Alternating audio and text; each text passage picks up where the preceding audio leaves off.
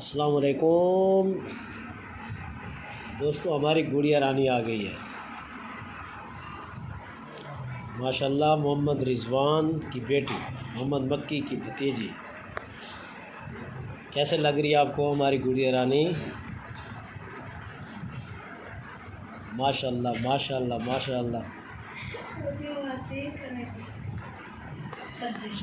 हाँ, हंस रही है। ओहो,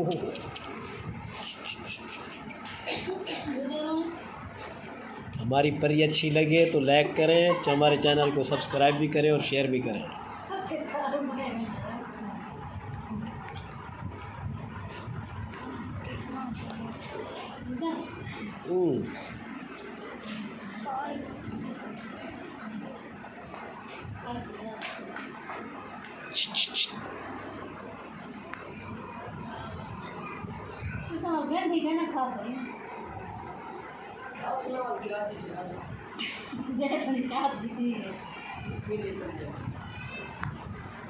गांठ दाज नहीं